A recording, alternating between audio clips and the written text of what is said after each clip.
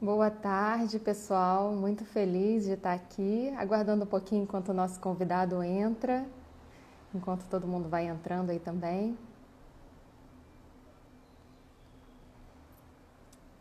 Começou a sexta, acabando a sexta-feira, começando o final de semana.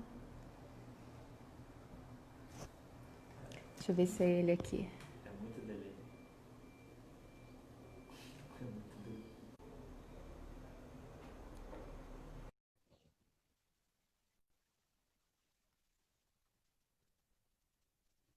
Não estou acostumada com essas tecnologias, não, mas. Ah, chegou! Eu tava aqui te procurando. E eu te procurando, achei Rosana. É, eu não tenho perfil, não tenho nada. Eu uso dela. Bem-vindo, Alexandre. Eu quero dizer que eu estou muito feliz de estar aqui com você. A gente está começando então aqui uma live pela Matra e sobre o filme As Mulheres do Sexto Andar. E eu queria aproveitar que me pediram para falar um pouquinho da Cinemateca Brasileira, que está passando por dificuldades e está tendo uma campanha. Então, já que a gente está falando sobre cinema e sobre filme, está tendo uma campanha importante aí em prol dos trabalhadores mesmo da Cinemateca, que estão passando por dificuldades. Então, só para a gente já começar com essa energia e falando um pouquinho de filósofo, né? Nosso querido amigo Alexandre está aqui com a gente. Vocês sabem que o Alexandre é professor da UERJ, é um filósofo muito querido, já está no nosso tribunal aí fazendo várias aulas para a gente. E tem vários títulos, né? Isso aí dá para a gente descobrir fácil aí pela internet. Mas o que eu queria falar era uma outra coisinha dele, assim. O filósofo, para mim, é aquele que estuda o ser humano, né? Os sentimentos, as emoções, os pensamentos, a existência, a vida, estuda tudo isso. E eu acho que o Alexandre, ele vai além disso, né? Ele coloca em prática realmente aquilo que ele aprende. Ele compartilha com a gente assim de uma maneira super didática, super legal, e ele coloca em prática tudo aquilo que ele acredita ser verdadeiro. Do pensamento que ele estuda, do pensamento filosófico. E, e aí ele está agora num projeto aí ajudando pessoas em situação de rua, né, Alexandre? Então, também sobre isso eu queria falar, super legal, assim. Te admiro muito, muito feliz de estar aqui com você.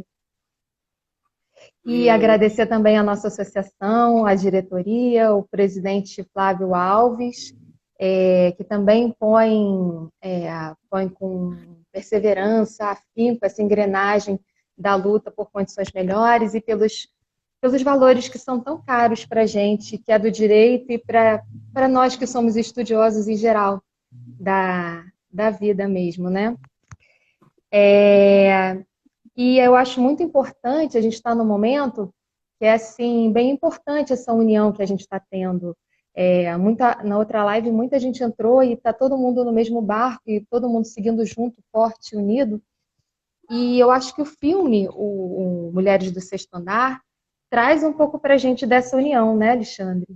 Não sei se você percebeu isso, porque ele traz a discriminação no trabalho, né? As mulheres espanholas e os patrões franceses, é, mas ao mesmo tempo que traz essa opressão, essa exploração, com o desenrolar do filme, aquilo que é mais legal nas mulheres espanholas, né? Que é a alegria, que é a, a espontaneidade mesmo, a espontaneidade das espanholas, né?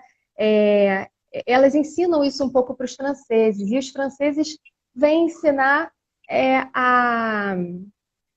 a capacidade de prosperar materialmente, né? Quando ele pega lá e ensina elas a investirem, a não deixar o dinheiro guardado numa caixa de sapato, né? Então, eu acho que o filme traz essa união de culturas diferentes se aproximando e aprendendo uma com a outra o que é de melhor.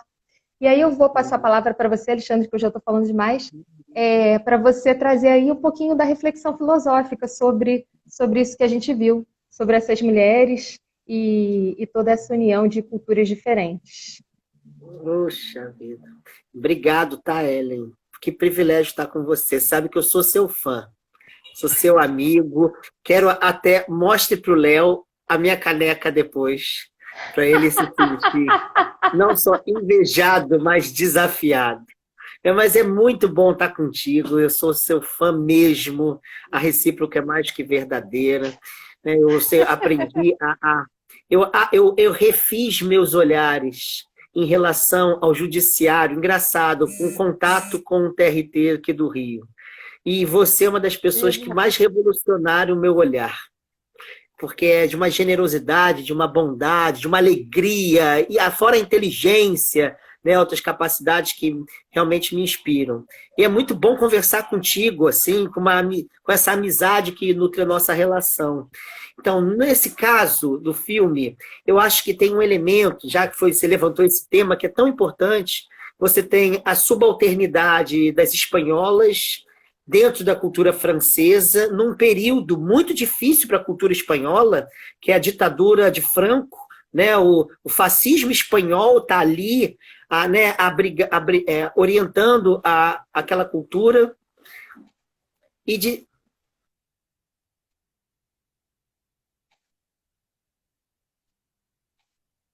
Nós perdemos um pouquinho.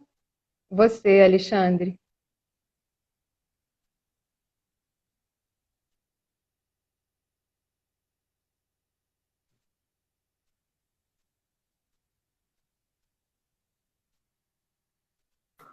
E agora?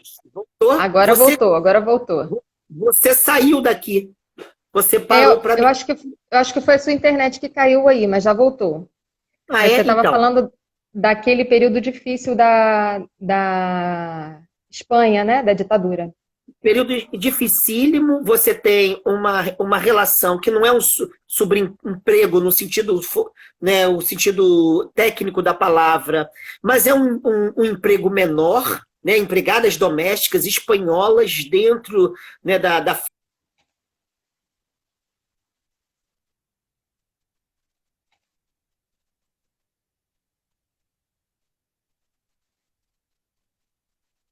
Eu estava preocupada com isso, porque a minha internet também não estava lá essas coisas, mas acaba que a minha está funcionando e a do Alexandre não. Tanta gente querida aqui, agora voltou. Caiu de novo, mas já voltou. Ué, engraçado, mas caiu o meu, porque o seu tá dizendo que tá caindo. Algum de nós dois, então. Então, o pessoal tem que dizer pra gente que, ó, tá dizendo caiu, mas ninguém diz quem. Então, vamos... tá falhando, mas também não estão dizendo quem. Por favor, façam o favor de nos dizer. Ó, travou. Diz quem tá travando, porque o meu aparece que eu tô falando. Ó, aqui a internet do Alexandre tá caindo. Voltou. Quem some é o Alexandre. É sempre a minha culpa. Mas, ó, eu botei o 4G aqui. É a dele. Tá bom, já entendi, não precisa... Já tô até pedindo perdão. Porque tem um delay, né? Tem um atrasozinho. Mas o que eu acho importante ali nesse elemento que você trouxe para o debate é que, de repente, essas relações de hierarquia, que são relações que orientam muitos comportamentos de xenofobia, né? E acontece, por exemplo, no Brasil, quando você chega em São Paulo, alguém diz para você que você fez uma baianada. No Rio de Janeiro, diz que você está parecendo um paraíba. Não é nem paraibano, paraibana. Você chama pelo nome do Estado para dizer que esse alguém fez alguma coisa de nefasto. De repente, a xenofobia que há na Europa inteira, ela permite um vaso comunicante entre uma certa burguesia francesa com mulheres que vivem no mesmo local geográfico, contudo, num andar que assinala uma subalternidade, um ser menos, uma pequenez. De repente, as relações ali vão deserarquizando e vão descristalizando essas crostras que naturalizam entre nós esses afetos, essas percepções, onde o maior e o menor, a quem está acima, quem está abaixo, quem é digno, quem é indigno, comportamentos que são, outros que não são porque não valem. De repente, o filme mostra a desconstrução disso e a possibilidade da comunicação entre essas culturas heterogêneas.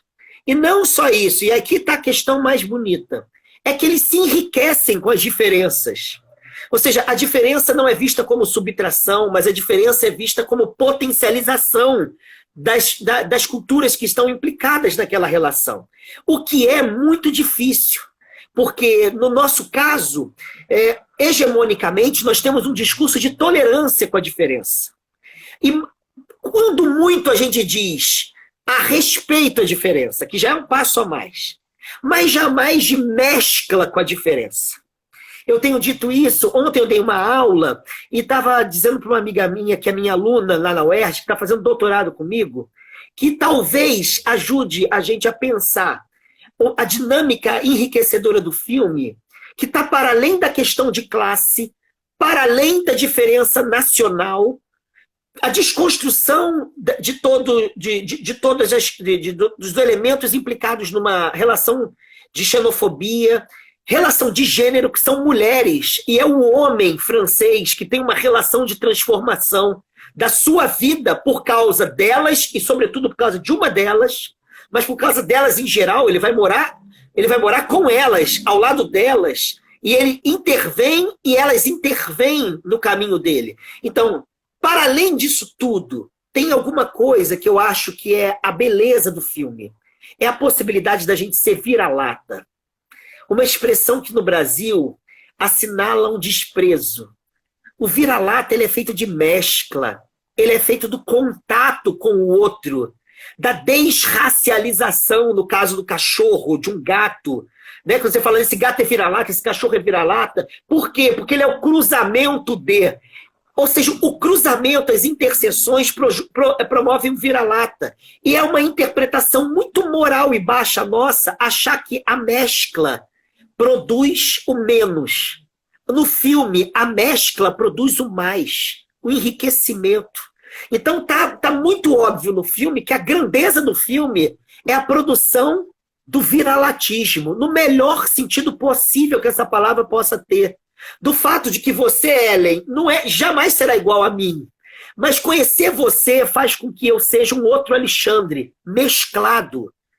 Mesclado. Como disse o Pequeno Príncipe, de uma maneira bela, as pessoas que se conhecem levam um pouco das outras consigo. Há umas que levam mais, há outras que levam menos. O mais desafiador é saber levar e nunca sair ileso. A gente geralmente sai ileso das relações. Como assim? A gente sai imunizado das relações. Como assim? Como que a gente tem tantas estratégias de proteção? Proteção por quê? E no filme o que você tem é o atravessamento mútuo daquelas pessoas que estão implicadas naquela relação. Então sai da lógica da imunidade e da autoproteção e entra no viralatismo, na possibilidade da mescla criativa, onde o outro é fonte de riqueza e não necessariamente de subtração. Deixa de ser perigo para ser um trampolim.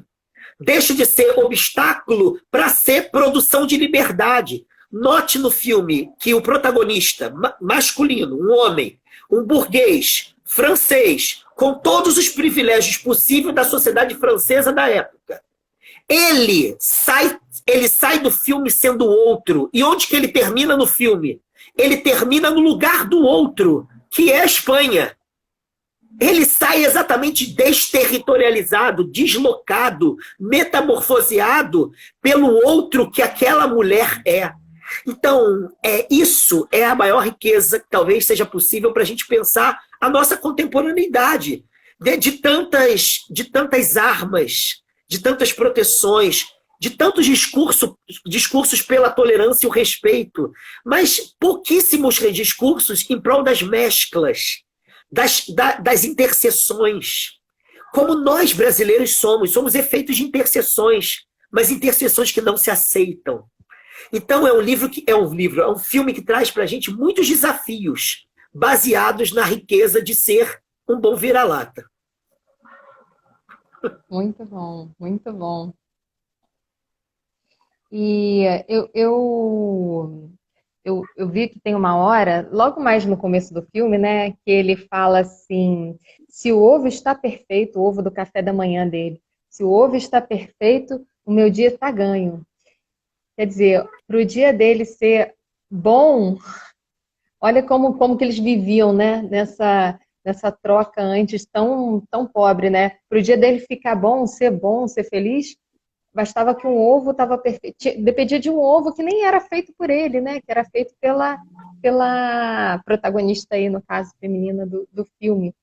E queria que você falasse também um pouquinho sobre isso, sobre essa relação, né? Porque muitas vezes a gente tem a ideia de quem é o opressor está feliz da vida, está se dando muito bem e ali a gente vê que não, né? Que a vida dele é uma pobreza, dele, daquela sociedade, daquela família francesa, é uma pobreza. E tem uma hora também que demonstra isso, que ela fala assim, a protagonista, né? Boa noite, senhor, até amanhã. Aí ele fala, não é assim que se fala, você tem que falar. Aí ele falou, né? Eu não me lembro como é que foi. Eu acho que foi Monsieur. Ele falou o pronome de tratamento lá. Aí ela, bom, se o senhor quer assim, eu faço assim, então. Aí ele, não é que eu quero, é porque é assim que é feito. Então, queria que você comentasse um pouquinho isso também. Genial.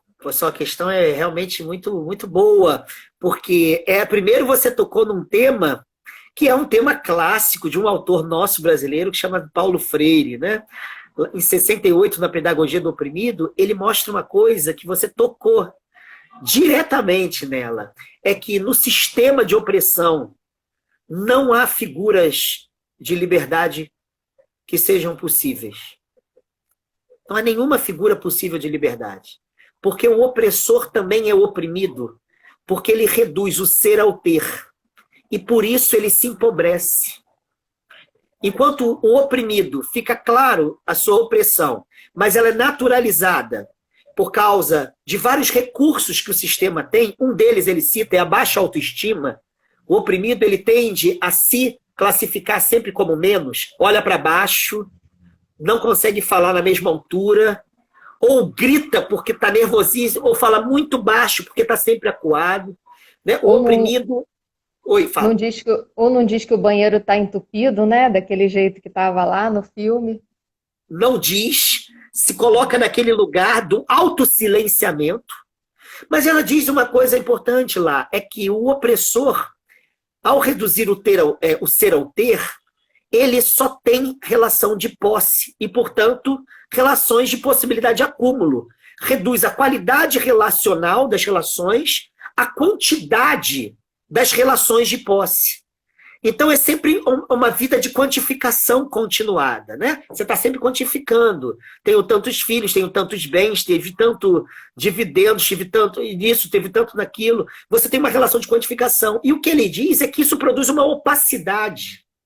Então, a vida daquele burguês francês é uma vida de pobreza, exatamente porque o lugar do opressor é ser oprimido pela lógica da posse. Isso é uma pobreza, é um esvaziamento de vitalidade. E é engraçado porque ele só se enriquece por meio de uma figura que não se submete a isso. Porque à medida que ela diz nesse diálogo, não, tá bom, você quer que eu diga isso? Bonsoir, monsieur, é isso que você quer? Quer que eu te diga essa boa noite aí? Você quer que eu te chame, no fundo, de senhor, nessa dialética senhor escravo? No fundo é isso que ela está dizendo. É isso que você quer, porque é assim? Eu chamo, mas dane-se. E mais, eu não vou receber o mesmo salário dessa mulher que ficou 25 anos com você. Eu quero receber 450. Ah, mas você pagava 250 para ela? Problema. Eu só trabalho para você com essa condição. E ela começa a se afirmar para além da relação de propriedade. Para além da relação. É ela que se afirma. Para usar uma linguagem que está hoje em voga, o empoderamento começa dela. Por parte dela. E a partir dela e da relação que se instaura com ele, o grupo de espanholas dela, portanto, é que começa a se afirmar de outro modo. Então aparece ali uma outra lógica de relação. Exatamente isso mostra o que há com a nossa liberdade. Me parece que essa é uma pergunta central. Existe liberdade por meio da manutenção da submissão? Ou seja, relações trabalhistas, que são facilmente relações de reprodução de modelos escravagistas, ainda que o problema da remuneração e do asseguramento de direitos possa ser colocado em jogo ali. Mas facilmente reproduz a lógica da posse e a lógica da produtividade por meio do apossamento. Facilmente, que é o que está em jogo em sistemas escravagistas em geral.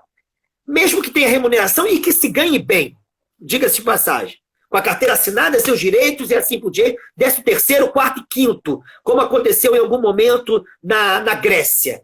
Não é essa a questão. A questão a ser perguntada é: existe possibilidade de fabricação de liberdade por meio de relacionamentos de submetimento? Mas quem submete é livre ao submeter?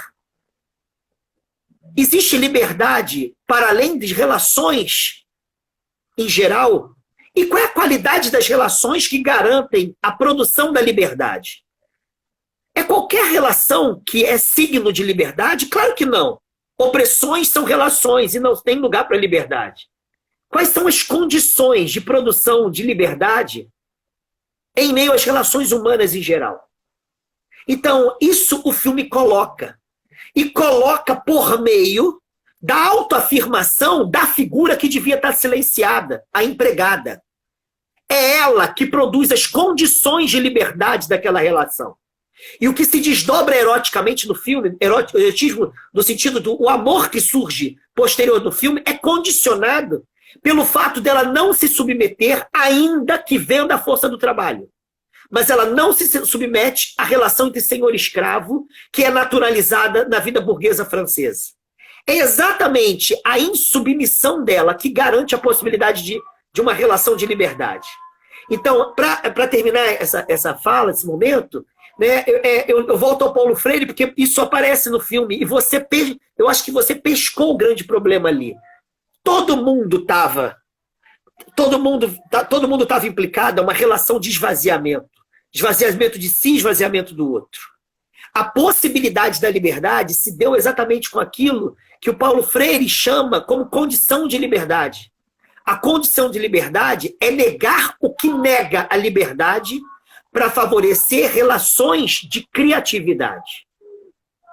Criatividade. A criação é o lugar da liberdade. Nietzsche já havia falado isso. Paulo Freire retoma esse plano, né? Ou seja, é uma relação professor ou professora e discente, né? O aluno-aluna, pode ser de hierarquia ou pode ser promoção de liberdade. Pode ser. Uma relação de juíza com advogados, advogadas com, sei lá, promotoria, o que quer que seja. Pode ser uma relação de fabricação de liberdade ou manutenção de hierarquias. E nesse sentido, hierarquia tem um sentido negativo. Porque hierarquia não necessariamente é negativa. Onde que está a condição de produção de liberdade?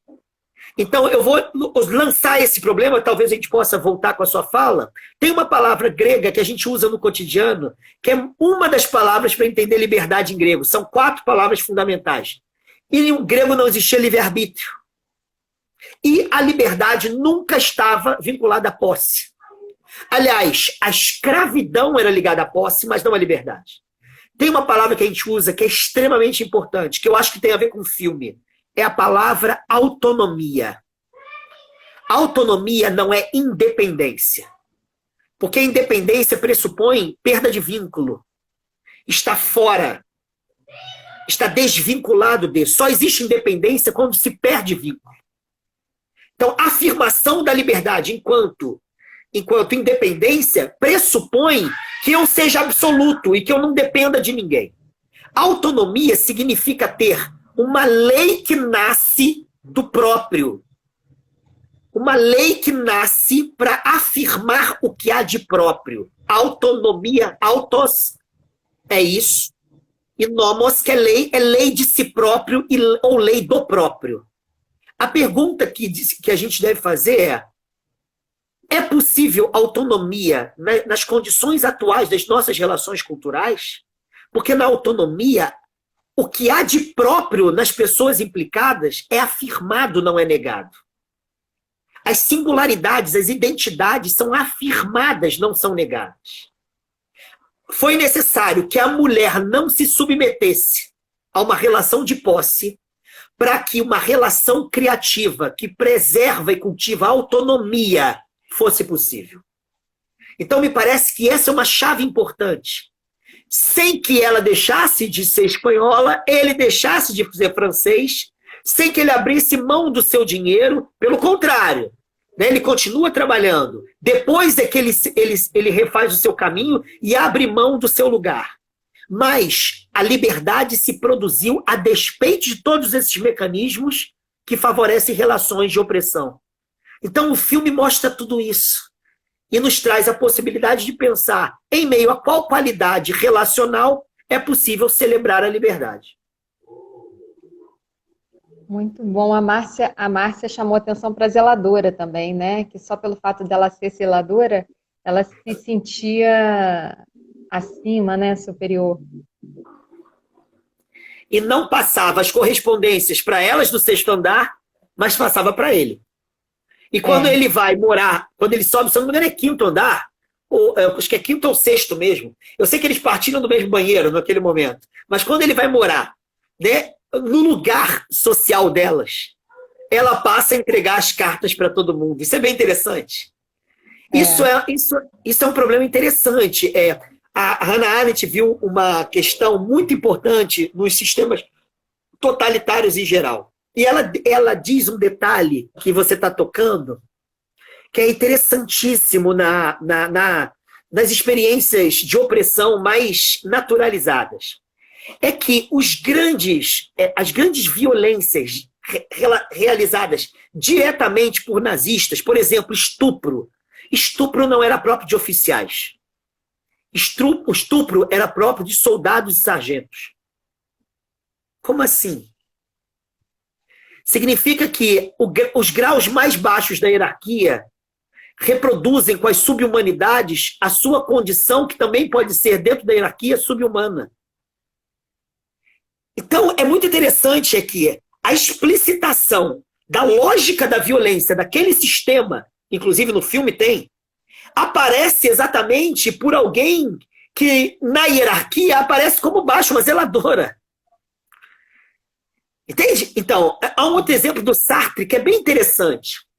Ele usa esse exemplo sobre garçons em vários momentos da obra dele, inclusive na obra-prima, que é o Ser o Nada. Mas tem um texto dele que ele diz o seguinte: um garçom é humilhado em Paris continuamente, porque não entrega no horário, não entrega o pedido certo, porque era para estar quente, está frio, era para estar frio, está quente, e ele chega em casa e ele sofreu o dia inteiro uma série de violências, que para Sartre as violências começam quando o outro deixa de ser um sujeito livre e se torna um objeto a ser manipulado. Então, ele viu a dor que é ser um objeto. E aí ele vai para casa e ele faz com a esposa exatamente o que fizeram com ele no restaurante. E ele pergunta para ela: cadê minha comida? Tá fria? Por que tá quente a minha bebida? Por que meu suco não tem gelo? E aí ele pergunta por isso, pela essa reprodução contínua, exatamente com as pessoas que experimentam a violência que há em toda relação de opressão. Como que ele faz isso? E ele tem uma resposta que é bem fácil de entender. É que quando a gente naturaliza relações de opressão, oprimir parece ser sinal de liberdade. Uau!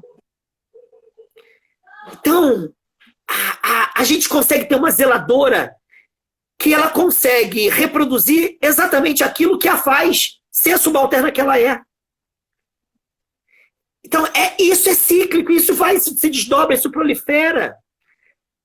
E é engraçado que ela só começa a se relacionar de uma maneira digna com as espanholas à medida que alguém que ela temia, que é o burguês, vai morar junto a elas.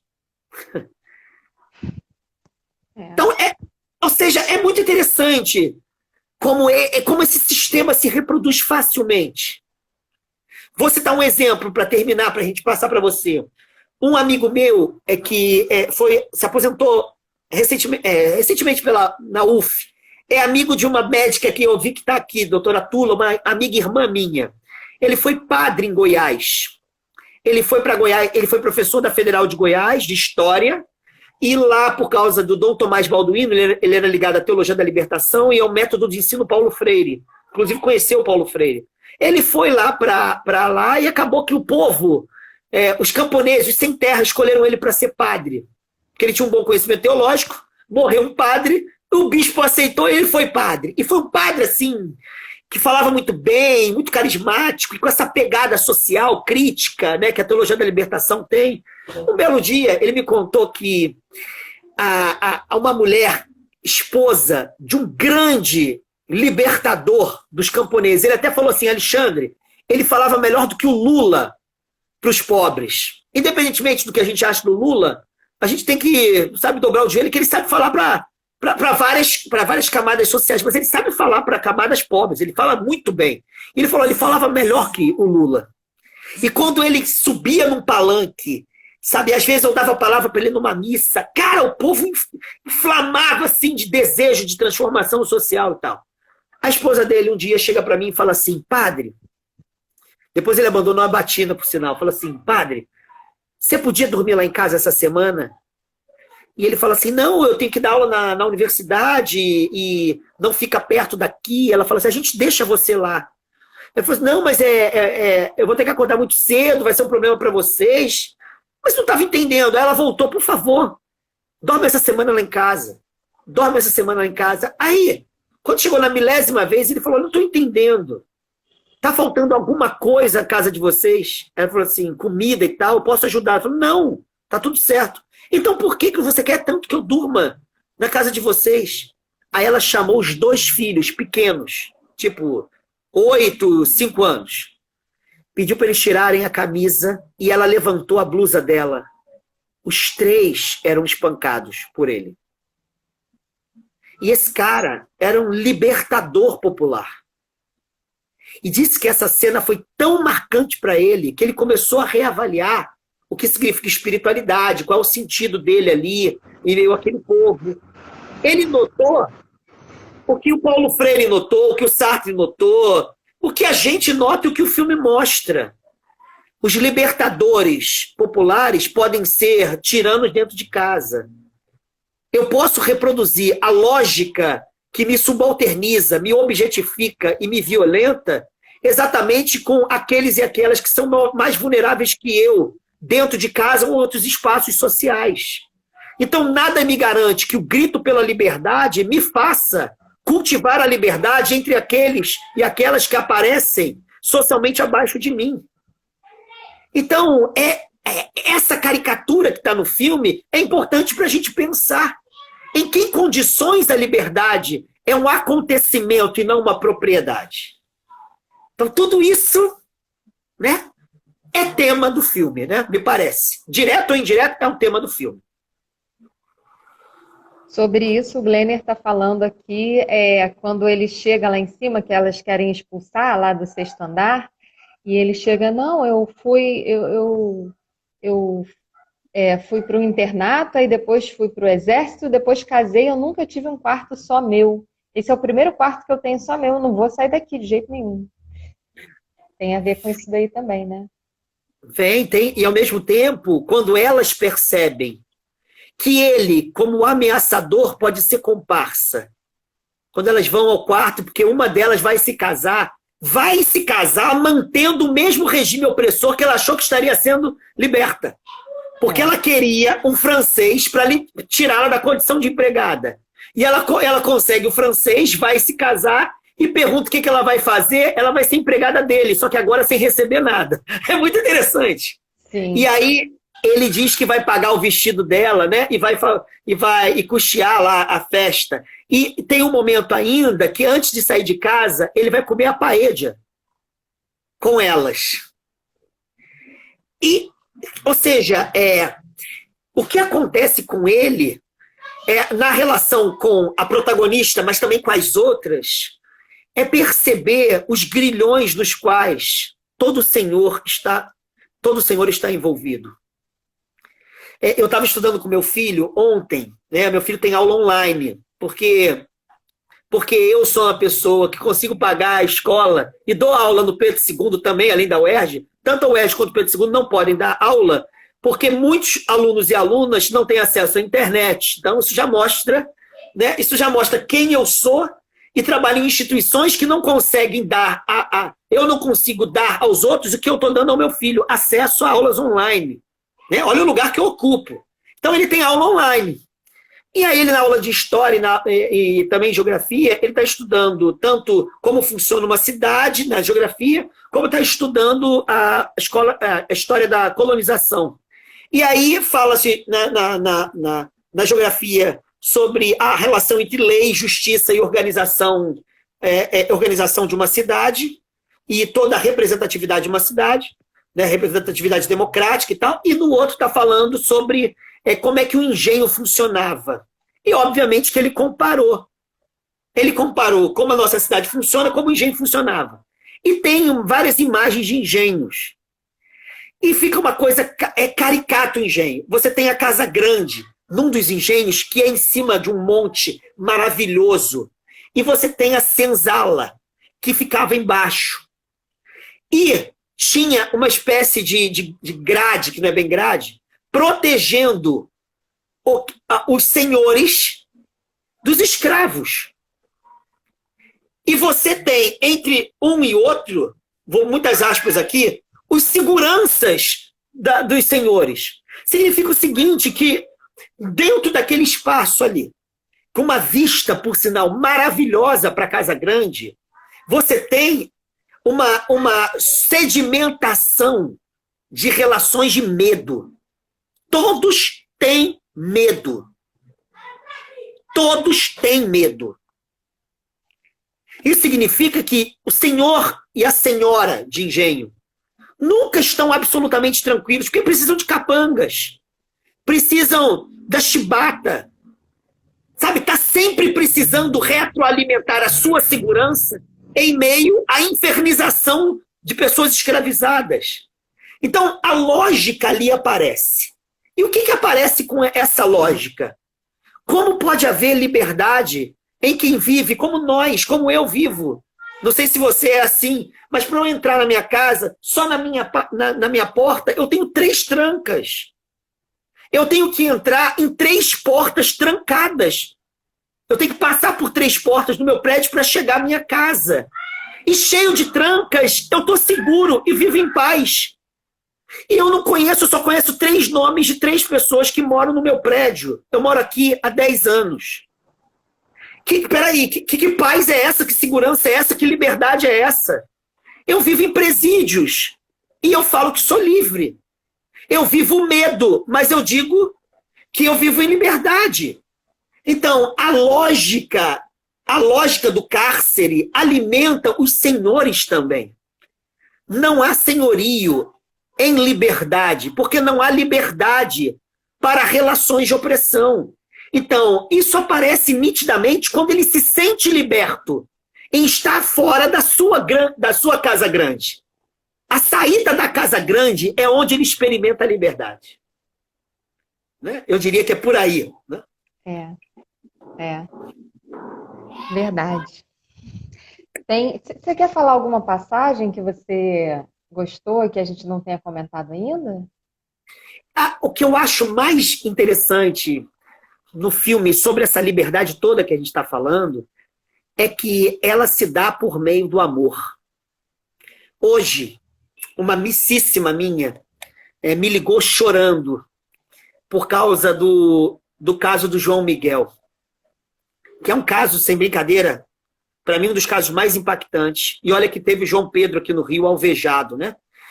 Assassinado, né, lá em São Gonçalo, no Salgueiro. Mas esse caso que saiu ontem com as imagens do elevador, aquilo me deixou...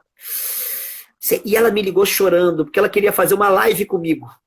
Mas ela tem uma empresa que tem a ver com casamento, não sei mais o quê, uma série de coisas. E ela falou, Alexandre, eu queria tratar dessas coisas. Esse movimento agora, Vidas Negras Importam, uma expressão que já existe nos Estados Unidos há mais tempo, né, com George Floyd. Eu não consigo lidar com a minha empresa agora, vendo isso. Pessoas que gastam num casamento 300 mil. Ela fez um casamento de 550 mil reais. E ela começou a ficar com aquilo na cabeça. Ela falou, que tipo de amor é esse que permite 550 reais? E um menino morreu, ele se joga de um nono andar, porque uma primeira-dama de uma cidade, né, o deixa ali, aperta um botão e ele sobe e não desce, não se encontra com a mãe e se lança. Como é que é essa situação toda? Aí eu estou falando com ela e ela falou assim, você podia levantar um tema para o nosso debate? E eu gostaria de tratar disso, mas também tratar disso por uma via amorosa. Aí eu brinquei com ela e falei assim, engraçado, o Paulo Freire diz que a libertação, ela se casa com a beleza e com a amorosidade. Ele não chama de beleza, ele chama de boniteza. Ou seja, liberdade tem a ver com boniteza e amorosidade. Ele fala que são temas que a gente tem que recuperar na política e na educação. A gente não fala de beleza na política, nem de amor na política, nem na educação. A gente fala de conformação, ou de legislação, de execução, do executivo. A gente fala de prisão. Ele fala que a gente tem que começar por aí. E aí eu falei isso para ela e falou, vamos debater políticas do amor. Políticas do amor. Por que políticas do amor? Porque há uma coisa muito importante na experiência do amor. Santo Agostinho percebeu que o amor não era um problema meramente intersubjetivo, ele é um problema também político. As sociedades, elas são caracterizadas pela forma como ela organiza os seus amores, diz ele.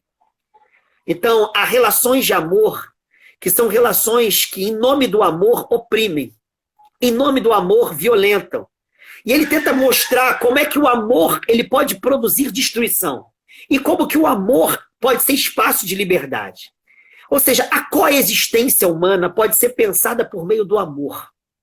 E me parece que o que transforma a vida daquele cara, que ele sai do seu lugar, ele entra num êxodo, ele vai para um lugar empobrecido, ou pelo menos, se não é empobrecido nos termos brasileiros, é um lugar subalternizado na Espanha.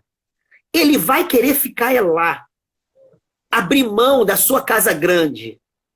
Ele só consegue desconstruir toda essa naturalização dessas hierarquias por meio do amor. Ou seja, o amor ele traz esse êxodo, ele traz muitos êxodos possíveis. E nos permite dizer que ele não ama uma empregada doméstica. Ele ama alguém que foi reificado, objetificado, sob a noção de empregada doméstica. Eu tenho uma amiga, que até a Tula conhece muito, que é uma defensora pública, e que ela me contou uma vez um detalhe. Eu participei de um evento, ano passado, todo mês eu dava uma palestra chamada Filosofias da Resistência.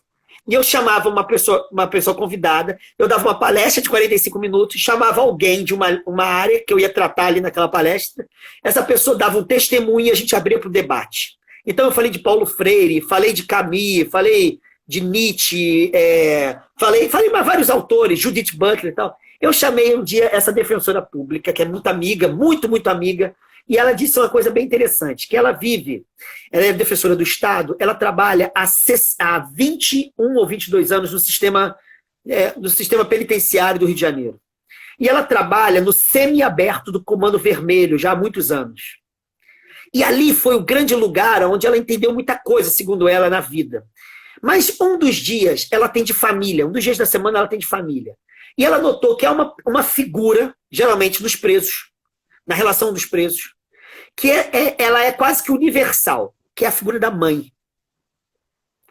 E ela me contou um detalhe que só um autor alemão tinha me feito a chamada atenção, o Max Scheler. Ela disse uma coisa bem interessante. Quando você pergunta para a mãe se ela sabe que o filho realizou um crime, latrocínio, tráfico de droga, qualquer coisa, ela sabe. Mas o que vê a mãe quando visita o filho nessas condições? na condição penitenciária, com toda a opressão que uma mulher sofre ao visitar alguém numa penitenciária, como Bangu, por exemplo, Bangu 1, 2, 3. E aí ela disse o seguinte, que as mães, elas resumidamente dizem o seguinte: eu sei que o meu filho é um criminoso, mas ele não é só isso. Ele é meu filho. Ou seja, ver o filho vendo o criminoso é não reduzir o outro a essa figura que facilmente é descartável, porque assume um caráter de coisa descartável no nosso meio social. Ela vê o filho, ela vê o nome próprio, ela vê a Ellen, vê o Alexandre. Minha mãe, quando fala comigo, ela não vê professor, filho, ela não vê porcaria nenhuma, ela vê o Alexandre. E aí, vendo o Alexandre, sempre que ela quer fazer algum elogio a mim, ela me dá um tapa na cara, sempre. Porque ela sempre acentua alguma coisa para eu não deixar de me preocupar com algum aspecto da minha vida. Sempre isso. Porque ela não vê somente alguém que está falando, alguém que vive em livros, vive na escrita. Não é isso que ela vê. Ela vê o Alexandre, que é tudo isso e não é só isso. O que a mãe vê? Ela vê tudo isso e vê que não é só isso. Então, a mãe, ela vê para além da classe. A mãe vê para além do gênero. Ou seja, da coisificação que a classe produz, a coisificação que as relações de gênero produzem, a coisificação que a raça produz. Então, ela vê negro, mas ela vê o nome, a história. Ela vê outras coisas que não reduzem alguém ao lugar que o negro é, por ser negro na nossa sociedade. Ela vê o João Miguel. Ela vê o João Miguel, aquela mãe. Ora, o que acontece quando isso se manifesta? Isso manifesta exatamente o que o amor nos possibilita. O êxodo dessas identidades que são hierarquizadas, dessas relações de coisificação que nutrem a maior parte do cotidiano. E quando ele ama aquela mulher, ele ama alguém para além de ser empregada. E por isso mesmo ele abre mão, ele se desburgueiza. E ele vai para lá, no lugar que empregada mora, na Espanha vivendo um processo de opressão pesado. Ele vai para lá. Então, me parece que a grande revolução que está em jogo ali, no andamento do filme, é a revolução que a experiência do amor é sempre capaz de produzir em nós. Sabe? Para além desses engessamentos.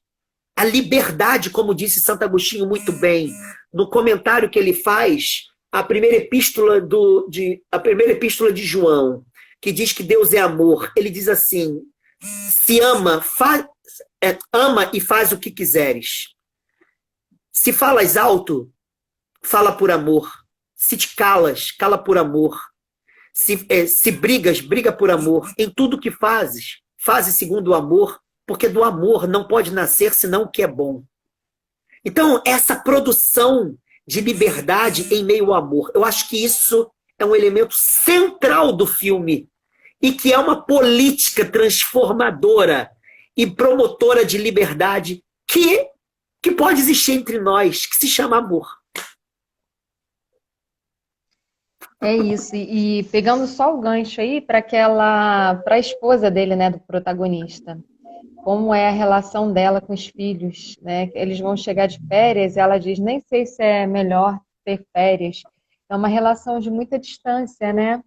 Ela está tão ali dentro da normatização, dentro daquele padrão quadrado da sociedade francesa, que ela apaga esse amor. E aí é muito interessante que as amigas dela também estão nesse clima, né? E aí tem numa festa, naquela festa que ele faz, que ela faz, né, lá na casa deles, para receber as pessoas importantes, né? As pessoas que por interesse são importantes para o negócio dele dar certo. As mulheres começam a falar mal das empregadas espanholas, né? E aí ele fala assim, as espanholas são orgulhosas e corajosas. Aí uma delas fala, mas quanta coragem é preciso para usar um esfregão? E ele fala assim, tente, Nicole, tente, né? para você ver quanta coragem é preciso. E aí ela está nessa relação de vazio com as amigas, de inveja, de fofoca, né? É uma relação muito vazia. E no final ela acaba reconhecendo. Ela, anotei aqui uma fala dela no final, as mulheres lá de cima são vivas. Nós aqui, embaixo, né, na sociedade francesa, patronizada, estamos mortas. Acho que também precisamos do sexto andar. Genial. Então, você quer falar um pouquinho sobre essa estrutura, assim, que às vezes a gente entra e não se dá conta que vai esvaziando, né? Vai adormecendo esse amor que você está falando aí, que é tão importante para a política, principalmente hoje. Muito, muito, muito legal. Eu me lembro dessa cena, eu acho a cena genial, porque ainda tem uma cena que deixa isso muito claro. O vazio da festa e a riqueza que acontece na festa na casa dela, né? E a riqueza que acontece entre as empregadas, quando elas dançam juntas. Você se lembra? Elas dançam juntas no sexto andar. Tem uma cena que ela dança e ele vê. Essa fala é bem depois dessa dança. Que horas Cara, são? Oi? faltam 10. Ah, tá. Eu tô São sem 10 mensagem. minutos. Tá. Mas olha, essa cena mostra muita coisa. A dança, a ausência de dança na festa delas, a quantidade de músicas, cânticos, por exemplo, as brincadeiras em meio à paella, depois a dança, o canto e a sensualidade. A única sensualidade que há na festa das madames é de uma mulher considerada vagabunda porque teve 3 maridos e rouba o marido dos outros. É a sensualidade como perigo e não a sensualidade como festa. Como exuberância. É muito interessante. É porque entre as empregadas há muita sensualidade na dança, mas há muita vitalidade na sensualidade. Na outro lugar, a sensualidade ela é perigo por causa da estabilidade da família. E diga-se de passagem, a esposa dele, do francês, ela vem do interior para se casar. É aquela crítica clássica da Simone de Beauvoir em 49, no Segundo Sexo, né? Que os elementos escravagistas, sou eu que estou usando, da subalternidade da mulher, que ali a mulher europeia, branca, é que ela tem que encontrar um homem para encontrar quem ela é. Porque sem um homem, a mulher não é ninguém. E porque se ela não encontra o homem, ela não encontra. Primeira coisa, o lar. Toda mulher tem que ter um lar. Segunda coisa, dinheiro. Toda mulher tem que ter dinheiro. Terceiro, segurança. Toda mulher é frágil. Quarta, filho. Toda mulher tem que ter filho. Caso contrário, não é mulher. A outra é mãe solteira. A outra é mãe solteira. E ela se reapropria do filho e por isso volta depois para a Espanha. Lembre-se disso. A outra é mãe solteira, ela sequer vai precisar de homem para criar o filho. Então ela tem uma outra relação ali. Mas o que é interessante é que o reconhecimento dela no final, e ela acaba se casando depois com um artista, né? Que é como acontece. Né? O que acontece ali é que, para ela reconhecer o vazio dela, ela tem que ver exatamente a festa do sexto andar. Ou seja, a vitalidade do sexto andar é a condição para que ela reconheça a pobreza ou essa vida mortificada que onde não tem dança, não tem sensualidade, onde a família tem que ser protegida, mas tudo é vazio porque ela sequer é mãe e quem cria os filhos dela ou é o internato ou é a mulher que trabalha 25 anos na casa dela, que são reconhecidas pelas crianças como mães. Então, vários problemas aparecem ali. Eu diria, a gente está tocando em vários, mas um que eu quero tocar, você tocou bem. O que significa tornar-se mãe? A outra, ela volta para a Espanha para tornar-se mãe. A outra se considera mãe, mas não consegue estar com os filhos. Essa é uma pergunta séria. Toda mulher que entra em trabalho de parto e tem uma criança do lado de si, torna-se mãe, onde é que a maternidade acontece? Se fosse a gravidez e o parto a causa da maternidade, não existiriam mães adotivas e, portanto, não existiriam outras maternidades. O que acontece com tornar-se mãe? A outra abandona o filho para que uma família rica crie e pega o filho para tornar-se mãe. É assim que a espanhola faz. Onde está a maternidade? Então, a maternidade ela é um acontecimento e um exercício? Ou ela é uma propriedade que basta estar grávida e parir para tornar-se mãe?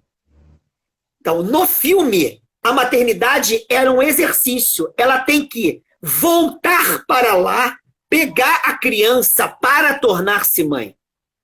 Enquanto a outra teve filho, e o filme inteiro, porque a gente não sabe o que acontece depois do segundo casamento, o filme inteiro, ela tem contato com as crianças, mas nunca foi mãe.